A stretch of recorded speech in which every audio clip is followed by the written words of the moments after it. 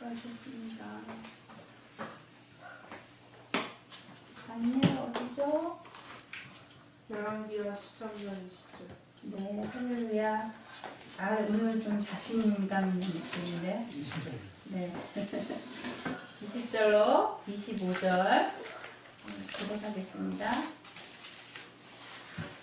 엘리사가 죽음에 장사하였더니 해가 바뀜에 모압 적당히 지경을 범한지라. 마침 사람을 장사하는 자들이 그 적당을 보고 그 시체를 엘리 자리에 두시되 그의 시체가 엘리사의 뼈에 닿자 곧 회생을 일어섰더라. 여호아스 왕의 시대에 아람 왕 하사엘이 항상 이스라엘을 학대하였으나 여호와께서 아브라함과 이삭과 야곱으로 더불어 세우신 언약을 인하여 이스라엘에게 은혜를 베풀어 긍휼히 여기시며 권고하사 멸하시기를 절대 아니하시고 이때까지 자기 앞에서 쫓아내지 아니하셨더라. 아람 왕 하사엘이 죽고 그 아들 베나닷이 대신하여 왕이 되매 여호아스의 아들 요아스가 하사엘의 아들 베나닷의 손에서 두어 성읍을 회복하였으니 이 성읍은 자기 깁신 여호아스가 전쟁 중에 빼앗겼던 것이라. 요아스가 베나닷을 3번 쳐서 파하고 이스라엘 성읍들을 회복하였더라. 아멘. 네.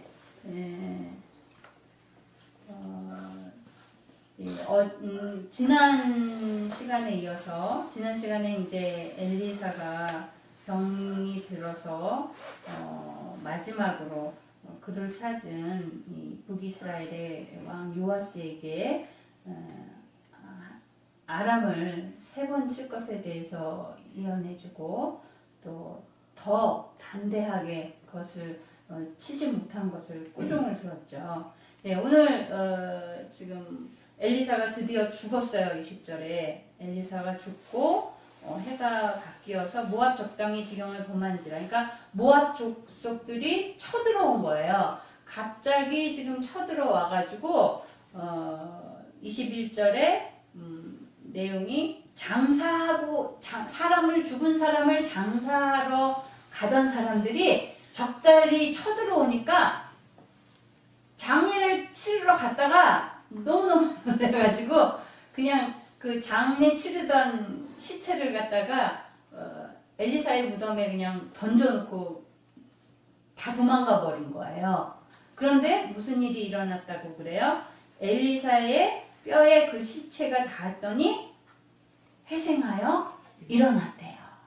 이런 사건이 오늘 큰 내용이고요. 그리고 이스라엘과 아람의 이제 전쟁이 있는데 그 전쟁 속에서 요아스 왕이 3번을 이겨서 아버지 때 빼앗겼던 성읍들을 회복했다는 내용이죠. 그러니까 일전에 엘리사가 예언해준 그 예언이 하나님이 약속하신 것들이 성취되었다는 그런 내용인 거예요. 그죠? 네. 그러면 지금 지금 시체가 장사 지내려던 그 시체가 엘리사의 뼈에 닿았는데 회생해서 일어섰대요. 이거는 어떤 이야기냐? 엘리사가 죽어서도 능력이 있어서 그 뼈다구에 닿았는데 시체가 일어났느냐? 그런 의미가 아니고 뼈는 그냥 뼈일 뿐인 거예요. 엘리사가 생전에 하나님의 능력을 행하는 선지자였긴 하지만 그가 죽은 이후에 그의 시체는 그냥 시체이고 그의 뼈는 그냥 뼈다구일 뿐인데 그럼 왜 그런 일이 일어났느냐? 그 뼈다구에 닿은 시체를 살리신 건 엘리사의 뼈가 능력이 있어서가 아니고 그 하나님께서 엘리사의 뼈를 통해서 역사를 하셨다는 거죠. 놀라운 일을 일으키셨다는 거죠. 예, 그런데 여기서 포인트는 뭐냐? 죽은 사람이 살아났다는 거예요. 그리고 구약 시대에도 죽은 사람이 살아나는 걸 우리가 두 글자로 뭐라 불러요? 부활. 그죠? 부활이라고 하는 사건들이 있었다는 거죠. 그런 게 여러 군데 나와요. 그죠?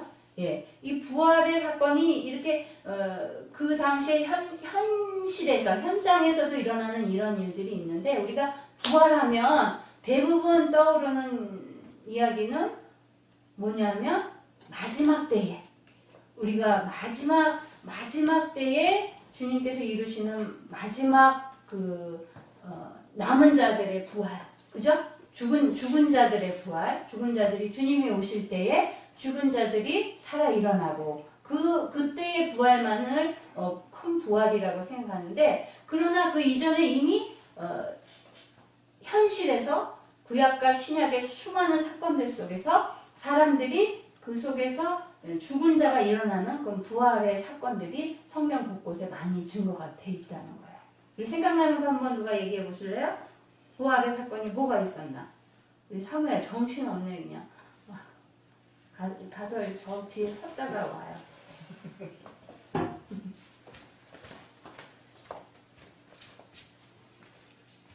하나님께서 에스겔 선지자에게 이사야 선지자에게 에스겔 골짜기에서 마른 뼈들이 군대를 이루는 것을 보여주셨잖아요. 하나님은 그런 마른 뼈다귀들도 군대를 만드실 수 있는 하나님이시라는 것을 선지자에게 보여주신 거죠. 그리고 또 우리가 일전에 지금 열왕기나 사무엘이나에서 쭉 보고 있는 엘리야 선지자도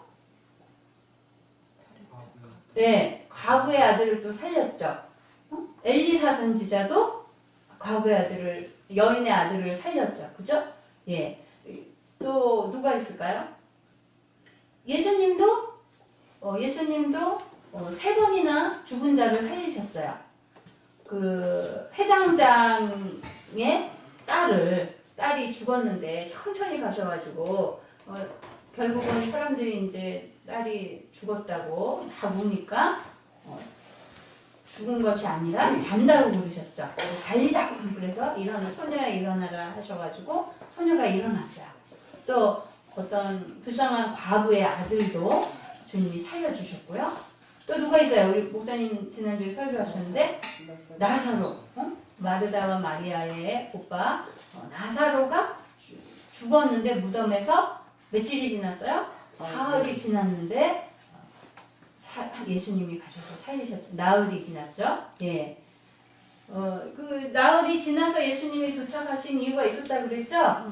예, 이스라엘 사람들은 사흘이 지나야 완전히 죽은 거라고 생각하기 때문에 완전히 죽은 상태까지 예수님이 시간을 끄신 거라고 그렇게 얘기하셨는데, 이 성경에서 또 예수님의 제자 베드로도 선한 일을 한 도르가도 살렸죠. 그리고 또 사도 바울도 예배드리다가 2층 창에서 떨어진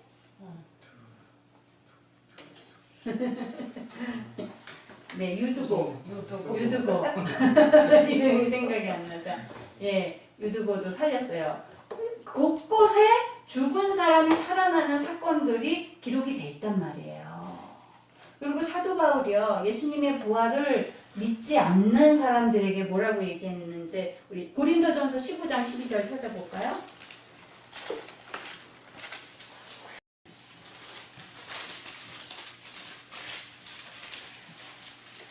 시작. 그리스도께서 죽은 자 가운데서 다시 살아나셨다 전파되었거늘 너희 중에서 어떤 이들은 어찌하여 죽은 자 가운데서 부활이 없다 하느냐. 예, 이미 예수 그리스도께서 다시 사신 것을 목격한 목격자들의 많은 증인과 그들이 전파한 이 많은 증거들이 있는데 왜 그것이 사실이 아니라고 너희들이 말하느냐, 이런 의미인 거죠. 그러니까 이미 이 부활의 사건은 곳곳에서 있었다는 거예요. 그럼 왜 이 부활의 사건들이 있었느냐? 마지막 때에 하나님께서 죽은 자들을 다시 대거 살리시는 놀라운 역사가, 그 부활의 사건이 있을 것을 미리 보여주신 거죠. 이미 현실에서 그러한 부활의 역사가 있었기 때문에 예수 그리스도의 부활도 있을 것을 미리 예고한 거예요. 이런 부활의 역사가 분명히 있다. 또 마지막 때에 주의 심판이 이르를 때에 그때에도 이렇게 죽은 자가 살아나는 이러한 부활의 사건이 있다는 것을 미리 그런 사건, 현실에서 일어나는 사건들을 통해서 미리 보여준 거죠. 그러니까 하나님은 하나님이 우리를 창조하신 것을, 그것도 말씀 한마디로 창조하신 것을 여러분이 믿으세요? 믿으시죠? 아멘이죠? 예.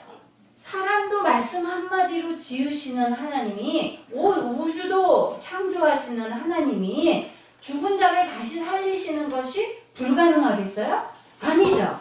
예, 하나님은 창조하실 수 있는 것 같이 죽은 자도 다시 살리실 수 있는 하나님이시라는 것을 성경 속에서 이렇게 곳곳에서 증거하고 있다라는 것을 알 수가 있습니다.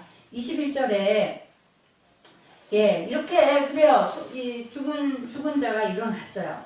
그럼 어떻게 이렇게 뼈다구에 닿아서 일어났을까? 아까도 말씀드렸지만 엘리사가 어떤 능력이 있는 사람이라서 그의 뼈조차도 신령스러운 능력이 있어서 그런 일이 일어났다. 그건 아닌 거예요. 그냥 뼈는 뭐라고요? 뼈예요. 그러면 뭐예요? 죽은 아무 힘도 없는 무기력한 무능한 그러한 뭐라고 볼까요? 그냥 물건인 거예요. 그거 아무것도 아닌 거예요. 그런 존재인데 그 뼈에 닿아서 사람이 살았다. 누가 하신 거라고요? 하나님이 살리신 거죠? 하나님이 살리셨는데 뭐를 사용하셨어요? 뼈를 사용하셨어요. 그것도 무슨 뼈? 죽은 뼈. 이미 죽은 아무 힘도 없는 무기력한 아무것도 아닌 그런 뼈다구를 하나님이 사용하셔서 사람을 살리셨다는 거예요. 죽은 자를 살리시는데 죽은 뼈다구를 사용하셔서 사람을 살리셨다는 게 놀라운 거죠. 하나님이 우리를 사용하실 때 큰 능력 있는 것을 사용하시는 것이 아니고 우리가 무능하고 세상적으로 볼 때는 아무것도 없고 내가 나 자신을 볼 때에도 정말 아무것도 아닌 것 같은 그런 사람을 하나님이 들어서 사용하시는 많은 성경의 증거들이 있죠. 왜 그러실까요? 왜 그러실까요? 심지어는 예수님의 12명의 제자들을 보세요. 다 대부분이 갈릴리 지방 사람들인데 갈릴리는 말하자면 총구석인 거예요. 그곳에 어부들이 태반이었죠. 무식한 사람들이 태반이었어요. 왜 그런 사람들을 예수님이 제자로 선택하셨고 하나님의 일을 하는 사람으로 사용하셨어요? 조금 아까 말씀드린 것 같이 사람도 베드로가 살렸잖아요. 그런 능력을 행하는 사도로 왜 그런 무식한 어부를 선택하셨냐고요. 자기 의도 없어요. 자기 능력도 없어요. 자기 지식도 없어요. 없기 때문에 그를 통해서 나타나는 일들은 누가 하신 거예요? 하나님이 하신 일인 거예요. 그가 내 힘으로 이건 나의 지혜가 뛰어나서 내가 그런 파워가 있기 때문에 한 것이 아니라는 거를 그 자신은 너무나도 분명하게 알겠죠. 그죠? 이건 내 능력이 아닌 거지. 이건 전부 다 하나님의 능력인 거지. 할렐루야, 하나님께 영광, 하나님께 찬양. 이렇게 되는 거죠. 하나님이 우리를 다 사명자로 부르셨어요. 어떤 사명자? 주의 복음을 전할 사명자로 우리를 다 부르신 거예요. 먼저 부르신 사명자들이에요. 복음을 먼저 우리를 부르셔서 우리로 믿지 않는 자들에게 또 복음을 전하는 사명을 주신 거예요. 우리에겐 그런 사명이 다 있어요. 복음 전도하는 그런 사명이. 왜 그럼 우리를 먼저 선택하셨어요? 우리를 통해서 영광을 받으시라고. 우리가 부족하고 연약하고 가진 것도 없고 못났기 때문에 그래서 더 사랑하시고 더 먼저 부르신 거예요. 믿습니까? 인정할 수 없어요? 네. 우리 야고보서 2장 5절 찾아 읽어봅시다. 야고보서 2장 5절.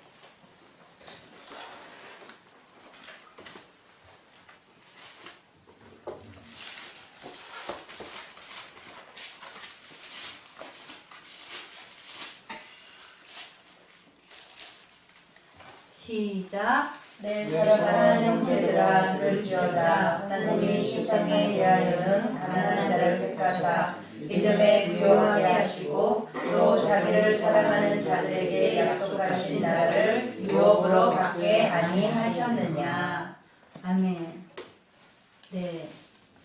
참, 저도 저 자신을 이렇게 생각해 보면요. 항상 하나님 앞에 부끄럽고, 저는 사람 앞에도 부끄러워요. 네, 그런 사람이라고 늘 자신을 생각하는데, 왜 하고 많은 사람들 많은데, 왜 저를 저한테 이런 약한 사람한테 하나님 일을 맡기세요? 저는 항상 그런 질문을 하나님 앞에 했어요. 누가 나보고 사명자라고 그럴 때마다. 나는 그런 감이 아닌데. 왜냐면요, 저는 항상 저 몸 하나도 추스르기도 힘든 사람이었거든요. 어릴 때도 항상 사랑에 굶주려 있고, 항상 나는 연약한 사람이다. 나는 약한 사람이다. 난 내 몸 하나 추스르기도 나는 부족한데, 내가 어떻게 하나님의 일을 하는 사람이 돼? 하나님의 일을 하는 사람은, 자기도 넉넉하고 남에게도 충분히 베풀 만한 그런 마음과 힘과 그런 사랑이 다 풍족한 사람이어야지 그렇게 할 수 있는데 감히 나 같은 사람이 어떻게 하나님 일을 하겠어 이렇게 생각했는데 어쨌든 많은 우여곡절 끝에 그래도 하나님이 불러주신 거 지금은 감사하는 그런 사람이 돼 있잖아요. 예, 잘하든 못하든 그래도 하나님 나를 불러주셔서 하나님 일할 수 있게 해주셔서 저는 너무너무 감사해요. 그렇지만 늘 하나님 앞에 그런 죄송한 마음을 갖고 있거든요. 오늘 말씀을 준비하면서 이 말씀이 그냥 다 꽂히는 거예요. 나도 마른 뼈다귀 같은 그런 존재구나. 나도 아무 힘도 없고 능력이 없는 사람인데 제가 그런 간증했죠. 내 양을 사랑하라 하셨다고요. 저는 남을 사랑할 만한 여유가 없는 사람이었어요. 저는 그냥 늘 이 애정 결핍증 환자 같은 그런 성격의 사람이거든요. 그런 여유가 없는 사람이고 그냥 내 연민에 빠져 사는 그런 스타일이고 그냥 항상 엄마한테 들은 얘기는 너는 너무 성격이 센치해. 그 무슨 얘기냐면 너무 예민하고 그냥 조그만한 충격에도 상처받고 이런 사람이라는 거예요. 저 자신이 잘 알죠. 항상 그런 사람인데 나보고 사랑하라고? 하나님의 백성을 사랑하라고? 나 사랑하기도 내가 벅찬 사람인데 어떻게 사랑하나 그랬는데 오늘 말씀을 준비하면서 보니까 그런 사람이기 때문에 내게서 사랑이 나간다면 그거는 내 사랑이겠어요? 하나님의 사랑이죠? 말씀을 준비하면서 제가 이제 깨달은 거예요. 그렇지. 이거구나. 하나님의 사랑을 전하는 거구나. 너무 잘 알고 있었죠, 머리로는. 다시 한번 하나님이 깨우쳐 주셔서 너무너무 제가 오늘 감사했어요. 그렇구나. 내 사랑을 전하는 게 아니구나. 내가 내 양을 사랑하라 하신 말씀이 네 사랑을 줘라가 아니구나. 하나님의 사랑을 전해주라구나. 다시 한번 제가 깨달은 거예요. 그러니 내게서 사랑이 나간다면 그것은 누가 사랑하신 거예요? 하나님이 주시는 사랑인 거예요. 김효경의 사랑이 아닌 거예요. 제가 부엌에서 일하는 것도 어떨 때는 이렇게 간도 못 맞추고 우리 조집사님이 마지막 간을 정확하게 안 맞춰주면요 여러분이 맛있는 식사를 할 수가 없어요. 우리 하람이가 오늘 엄마 이제 주일날 남은 음식 우리가 또 먹잖아요. 그러면 엄마 음식 솜씨가 많이 좋아졌어요. 이래요. 그럼 저는 속으로 그러는 거예요. 야, 그게 내 솜씨가 아니다. 말은 못하고 내 솜씨가 아니다. 그래 고마워. 그렇게 말은 했는데 속으로 그게 내 솜씨가 아니다. 어쨌든 네가 맛있게 먹었다니 참 좋다. 이러거든요. 그러니까 참 그런 사람이에요 제가. 그런데도 왜 부엌에서 이런 일들을 또 하게끔 하시나 그런 생각이 드는데 그냥 도구인 거예요. 그래도 저는 감사한 거예요. 어떨 때는 참 나한테 맞지 않는 걸 왜 맡기시나 그런데 가만히 생각하니까 아니 그렇게 음식 조절도 간도 못 맞추는 사람이 이 부엌일을 맡았다는 게 얼마나 영광이에요. 안 그래요? 네, 그래서 아무나 못하는 일을 그것도 저는 전혀 상상할 수 없는 그런 위치에서 일을 할 수 있게 해주셔서 너무 감사하더라고요. 제가 음식을 하는 일을 이렇게 할 수 있다는 거는 저로서는 아주 큰 일이거든요. 그래도 그 어쨌든 줄요리사는 있지만 그래도 준비라도 해줄 수 있는 그런 수준에까지 이르게 해주신 게 저는 감사하더라고요. 그러니까 우리가 미약한 상태에서 하나님의 일을 하고 하나님께 영광을 돌리는 모든 것이 하나님께 영광인 거예요. 내 힘이 아니고 내 능력이 아니고 내 재주가 아니고 그죠? 예, 하나님이 주신 능력이고 하나님의 은혜고 하나님의 사랑이고 축복인 줄 믿습니다. 그러니까 우리가 이 사실을 알기 때문에 여러분이 부족하다고 생각하시는 것이 있다면 내가 연약하고 내가 너무 이 부분은 정말 내가 나조차도 싫어하는 부분이 다 있어요. 그런 거 없는 사람 없죠? 가만히 생각하다가도 어떨 때 고개가 막 절레절레 흔들어지고 저 화장실에 가도 목욕하다가도 그러면 이렇게 생각을 많이 하잖아요. 그럼 막 그냥 혼자서 막 절레절레 막 우리 목사님이 왜 무슨 일이야? 막 가끔 그래요. 내 생각이 떠오르는 거예요. 막 절레절레 흔들고 이러거든요. 그렇게 부족한 사람인데 그렇게 부족하다면 이제는 어떻게 해야 돼요? 감사해야 되는 거예요. 왜? 부족하기 때문에 하나님이 우리를 사용하셔서 하나님이 영광을 받으시죠. 할렐루야죠. 네, 여기 다 우리 각자가 하나님이 주신 달란트도 있고 또 자기 스스로 느끼기에 부족한 부분도 있다고 다들 생각하실 거예요. 그러나 그것이 이제는 우리가 머뭇거리고 주저할 어떤 이유도 없어졌죠. 그것을 누가 사용하셔요? 하나님이 사용하시는 거예요. 죽은 자를 부활시키시는데 죽은 자의 뼈를 하나님이 사용하시더라는 거죠. 예수님의 제자들이 정말 세상에 나와서 이방 민족에게 복음을 전하는 데에 그 쓰임받을 12 제자들을 다 무식하고 가장 천히 여기고 그런 사람들을 하나님이 세상 속에서 선택하셔서 그런 사람을 통해서 놀라운 하나님의 일들을 감당하게 하신 겁니다. 그러면 여러분이 부족하세요? 자신이 부족하세요? 그러면 하나님의 영광을 돌리겠죠. 할렐루야. 네, 더 크게 하나님의 영광을 돌릴 수 있는 그런 사람들이 될 줄 믿습니다. 네, 22절, 23절 보면요. 지금 이 아버지, 요아스 왕의 아버지, 여호아스 시대에 이제 아람의 하사엘 왕이 북이스라엘을 많이 학대를 했는데요. 그래도 북이스라엘이 그때 망했어요, 안 망했어요? 안 망했잖아요. 그래서 지금 요아스 왕까지도 왔는데 하나님이 왜 북이스라엘을 이렇게 아람을 통해서 힘들게 하셨나요? 하나님은 온전히 섬기지 못하고 말씀대로 살지 않으니까 하나님이 채찍으로 사용하신 거잖아요, 아람을. 그런데 그럼에도 불구하고 하나님이 망하게 하지 않으시고 또 이 아들 요아스 때에 와서 하나님이 아람을 3번이나 이기게 하셨단 말이에요. 베나닷을 3번이나 이기게 하셔서 또 빼앗겼던 성읍도 찾게 해주시고 왜 이렇게 그냥 범죄하고 하나님을 실망시킬 때 그냥 확 멸해버리지 않으셨는지 23절에 그 이유가 나와요. 뭐래요? 이유가 뭐래요? 왜 멸하지 않으셨어요? 아브라함과 이삭과 야곱으로 더불어 세우신 언약 때문이래요. 하나님이 아브라함에게 하셨던 그 언약의 내용이 뭐예요?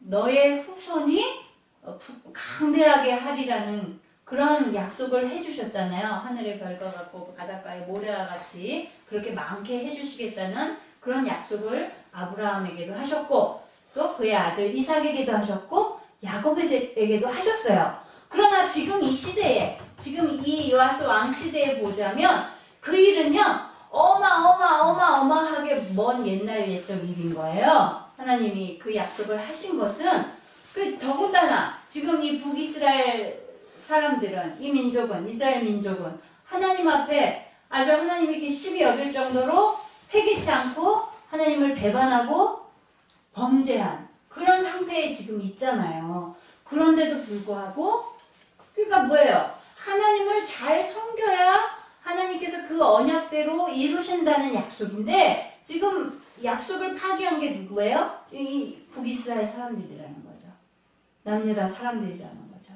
이 민족이 하나님과의 약속을 먼저 파기했음에도 불구하고 하나님이 이들을 멸망시키지 않으시고 계속해서 지금 때렸다가 또 다시 세우셨다가 때렸다가 또 세우셨다가 이런 일을 계속 반복하시는 거예요. 어떻게 생각하면 아니 전능하신 하나님이 뭐하러 그렇게 우유부단하게 이렇게 질질 끌고 끌려다니시고 그러나 다음번에 샥 그냥 하나님이신 것을 그냥 강력하게 보여줘가지고 따끔한 모습 보여주고 그냥 다른 민족으로 세우시지 이럴 수도 있잖아요.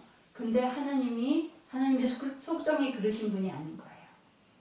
마치 사랑하는 연인이 배신하고 떠났는데 그 연인은 사랑하는 사람을 오매불망 오늘 올래나 내일은 돌아올래나 이러면서 기다리는 그러한 사랑하는 연인을 기다리는 그러한 입장같이 이스라엘을 하나님이 대하시는 거예요.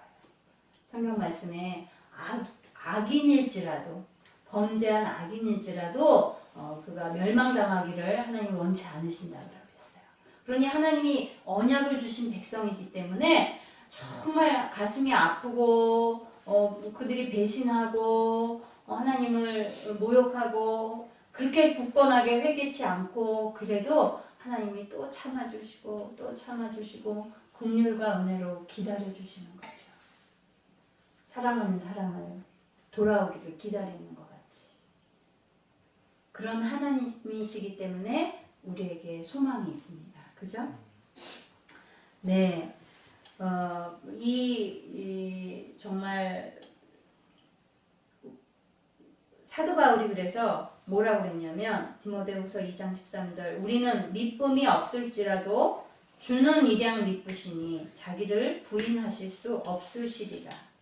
인간하고는 하나님의 성품이 다르시다는 거죠. 하나님의 긍휼과 은혜는 정말 우리가 상상할 수조차 없다는 걸 이야기하고 있어요. 심지어는 누구조차 이런 얘기했냐면 이 타락한 선지자의 대표 누굴까요? 이스라엘 민족을 발락에게 팔아먹은 선지자, 발람 선지자, 그죠? 그가 아주 얼마나 교묘했냐면 이스라엘을 저주하라고 그러는데 하나님이 저주하지 말라고 그러셨잖아요. 나중에 가니까 누구를 사용해서 말씀하셨어요? 당나귀 입을 통해서 말씀하셨단 말이에요. 그러니까 하나님 두려워서 저주하지 못하고 오히려 이스라엘을 축복했는데요. 다른 성경에 나오죠. 그가 이스라엘 민족을 어떻게 쓰러뜨릴 수 있는지 방법을 알려줬단 말이에요. 그래서 어떻게 했어요?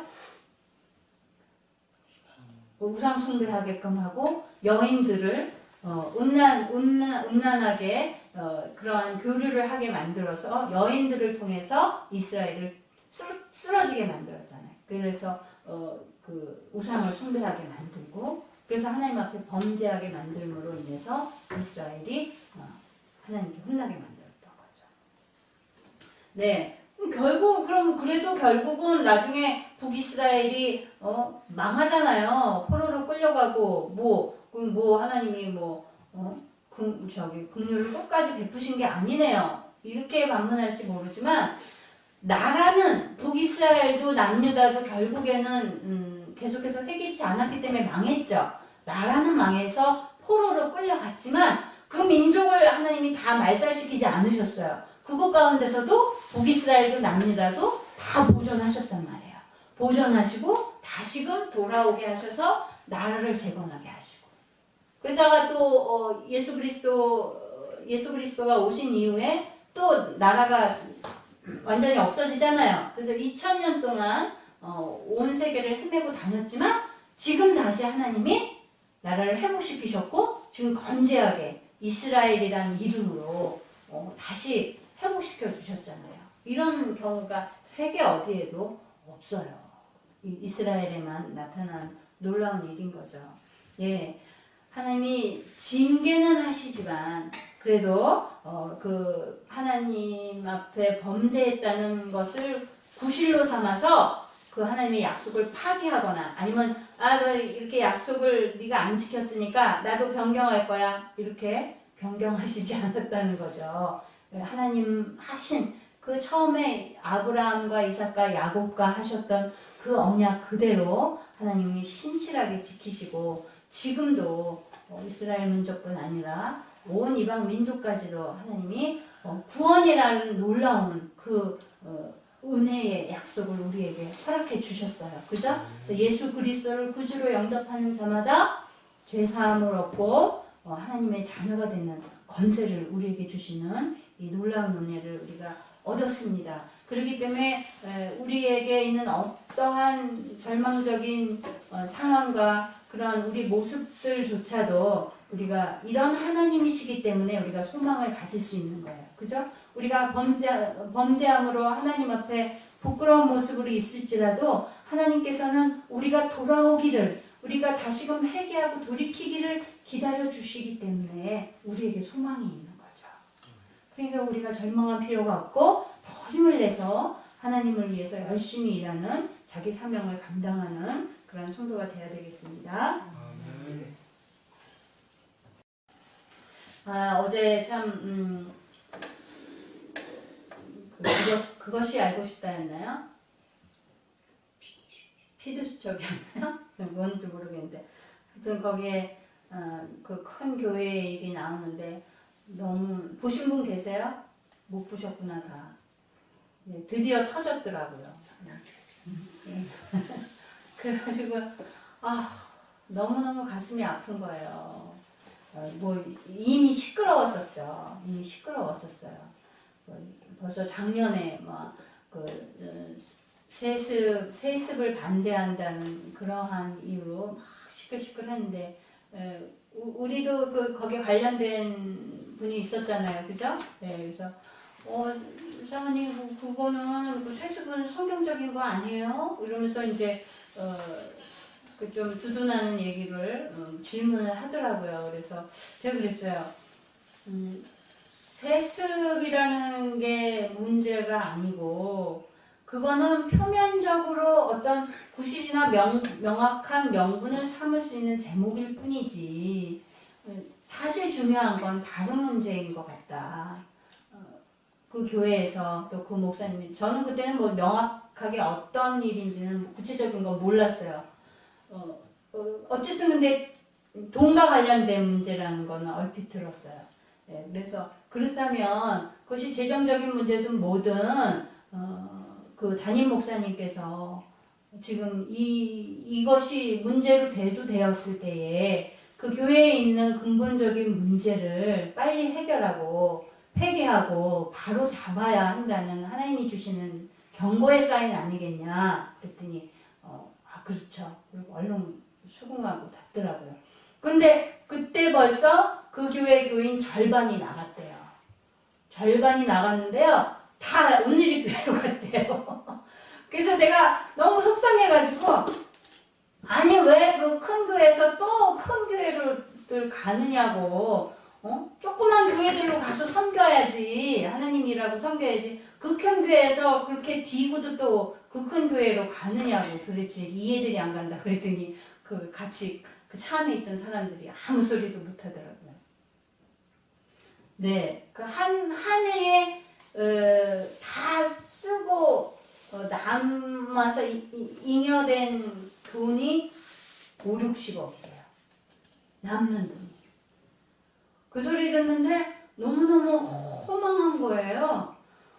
아니 그거에 10분의 1만이라도 가난한 교회들을 좀 돕지. 하나님 나라의 복음을 위해서 좀 쓰지. 그러면 그런 일이 없을 텐데 뭐 수백억이면 어쩌고 저쩌고 그러는데 너무 안타까운 것은 참 그 담임 목사님이 이해가 안 가요. 주회종이 더군다나 다 교회에서 다 공급해 주잖아요. 차도 보니까 뭐 많더라고요. 그럼 다 있고 그런데 그 돈을 그렇게 그래야 되는 이유가 뭔지 모르겠어요. 뭐 얼마 물론 옛날에는 가난해서 초기에 좀 그런 돈이 생겼을 때 쓰고 싶어서 그랬을 수는 있겠다 싶지만 어느 정도 쓰고 나면 신물이 나지 않을까요? 근데 뭘 또 그렇게 계속해서 이렇게 문제가 될 정도로 이렇게 사단을 만들었나. 그 주의 종으로서 이거는 아니다 그런 생각이 들더라고요. 그 뭐가 다른데 쓸 이유가 있었나 하는 그 큰 돈을 챙겨야 될 만한 그런 이유가 다른 이유가 있었나 그런 생각을 좀 했는데 참 교회들이 할 일이 얼마나 많아요. 그 남는 돈을 가지고 그렇게 검은 돈으로 만들 일이 아니고 정말 더 어려운 이웃들을 위해서 지역사회를 위해서 그것이 복음을 위해서 더 사용이 됐다면 지금 이렇게 세상 속에서 손가락질 받는 그런 뉴스가 나오겠어요? 그런 일은 없었겠죠. 너무너무 안타까운 거예요. 그 교인들이 다 이렇게 찢어져 가지고 마음의 상처들을 받고 그 교인들도 나는 하나님 앞에 그게 선하지 않다고 봐요. 그런 분쟁을 일으키고 이거를 세상 속에서 이렇게 오죽해 사실은 일찍이 그런 것이 문제가 대두가 됐을 때 얼른 그 문제를 주 안에서 회개하고 같이 붙들고 그것을 다 까놓고 고백하고 얼른 다 마무리를 졌으면 지금 그런 데까지 나오지 않았을 거 아니에요. 근데 그 왜 이 세상 속으로 드러내서 지금 얼마나 말하기 좋아하는 사람들이 교회를 흉보고 이제 그것을 빌미로 해서 또 교회들을 얼마나 핍박하고 들어오겠으며 이런 생각이 드니까 너무너무 마음이 안 좋은 거예요. 우리 교회는 뭐 작아서 그럴 일도 없지만 오히려 참 그러니까 우리 교회가 이렇게 가난하고 성전도 못 지어서 이렇게 힘들고 이런 상황이 차라리 감사하다는 생각이 드는 거예요. 우리도 부유하면 그런 누구든 그런 일이 있지 말라는 법이 있어요. 오늘 교회도 몰라서 그렇지 문제가 많더라고요. 오늘 교회뿐이에요? 사랑의 교회 우리가 아는 구식한 교회 다 큰 교회 치고 문제없는 교회가 하나도 없는 거예요. 너무너무 안타깝고 그러면서 또 하나 느낀 게요.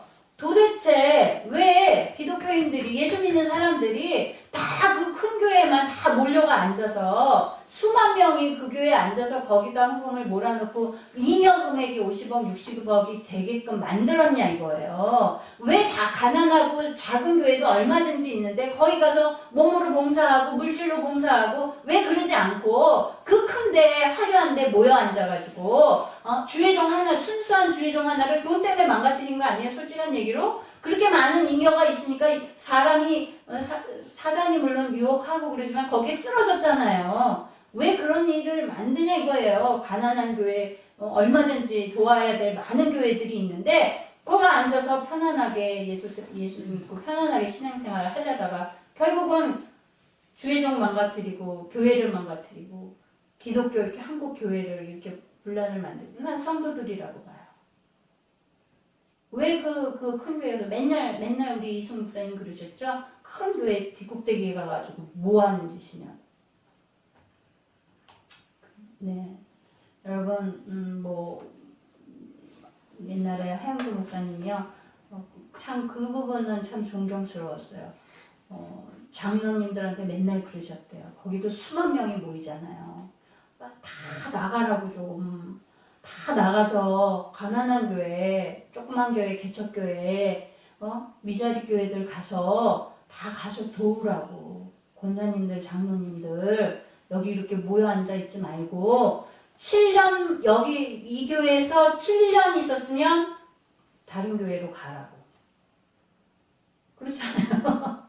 수만 명이 한 곳에 앉아서 그렇게 있을 이유가 없다 이거예요. 항상 그러셨다는 얘기를 듣고 참 훌륭하다 생각을 했었어요. 네, 어쨌든 우리가 그런 모습을 보면서